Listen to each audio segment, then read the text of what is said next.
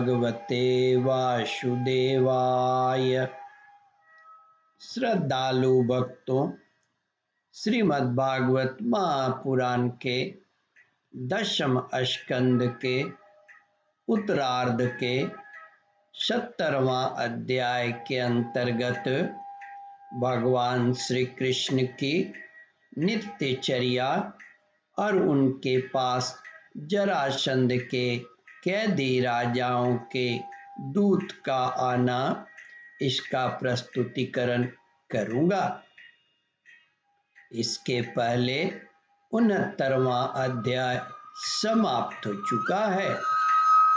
जहां तक आप कथा श्रवण कर चुके हैं, उसके आगे का प्रस्तुतिकरण करता हूं।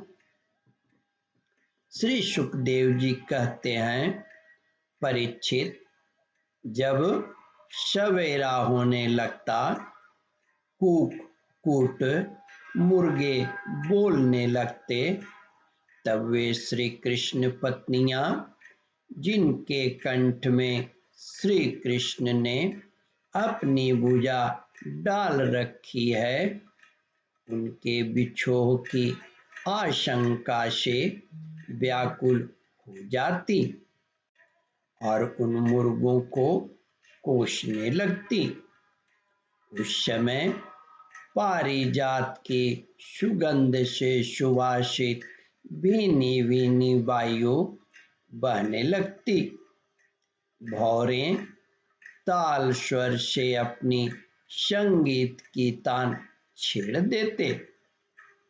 पक्षियों की नींद उचट जाती और वे बंदी जनों की भांति भगवान श्री कृष्ण को जगाने के लिए मधुर स्वर से कलरव करने लगते। रुक्मिणी जी अपने प्रियतम के भुज पाश से बंधी रहने पर भी आलिंगन छूट जाने की आशंका से अत्यंत सुहावने और पवित्र ब्राह्म मुहूर्त को भी अशय समझने लगती थी। भगवान श्री कृष्ण प्रतिदिन ब्राह्म मुहूर्त में ही उठ जाते और हाथ मुंह धोकर अपने मायातीत आत्मस्वरूप का ध्यान करने लगते। उस समय उनका रोम रोम आनंद से खिल उठता था। परीक्षित, भगवान का वह आत्मस्वरूप सजातीय, विजातीय और स्वागत भेद से रहित एक अखंड है, क्योंकि उसमें किसी भी प्रकार की उपाधि या उपाधि के कारण होने वाला अन्य वस्तु का अस्तित्व नहीं है। और यही कारण है कि वह अविनाशी सत्य है। जैसे चंद्रमा, सूर्य आदि नेत्र इंद्रियों के द्वारा और नेत्र इंद्रियां चंद्रमा, सूर्य आदि के द्वारा प्रकाशित होती है, वैसे वह आत्मस्वरूप दूसरे के द्वारा प्रकाशित नहीं, स्वयं प्रकाश है। इसका कारण यह है कि अपने स्वरूप में ही सदा सर्वदा और काल की सीमा के परे भी एक रस स्थित रहने के कारण अविद्या उसका स्पर्श भी नहीं कर सकती। इसी से प्रकाश प्रकाशक भाव उसमें नहीं है, इसलिए प्रकाश्य प्रकाशक भाव उसमें नहीं है। जगत की उत्पत्ति, स्थिति और नाश की कारणभूता ब्रह्म शक्ति, विष्णु शक्ति और रुद्र शक्तियों के द्वारा केवल इस बात का अनुमान हो सकता है कि वह स्वरूप एक रस, सत्ता रूप और आनंद स्वरूप है।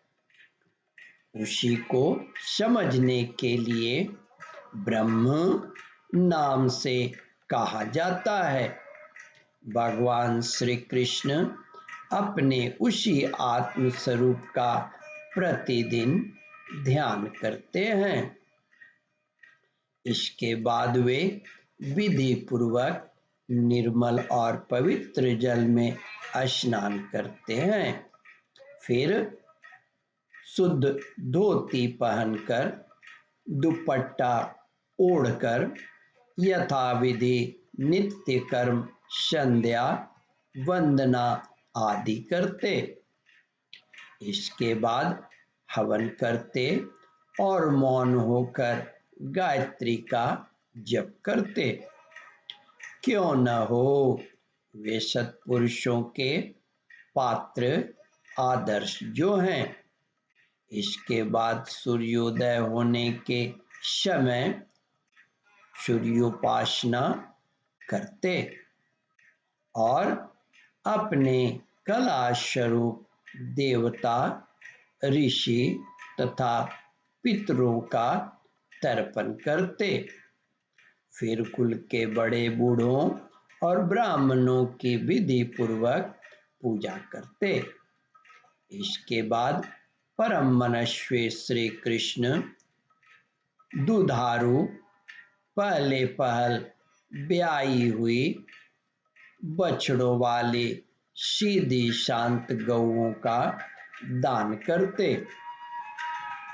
उस समय उन्हें सुंदर वस्त्र और मोतियों की माला पहना दी जाती।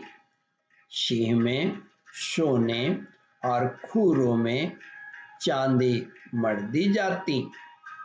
वे ब्राह्मणों को वस्त्राभूषणों से सुसज्जित करके रेशमी वस्त्र, मृग चर्म और तिल के साथ प्रतिदिन 13,084 गौएं इस प्रकार दान करते। ओम परमात्मने नमः। श्रद्धालु भक्तों, इस कथा को ध्यान पूर्वक श्रवण, मनन और इसका चिंतन करें। इस कथामृत का रसास्वादन अपने बंधु बांधवों को भी करावे। इस वीडियो को शेयर और सब्सक्राइब करें। ओम परमात्मने नमः।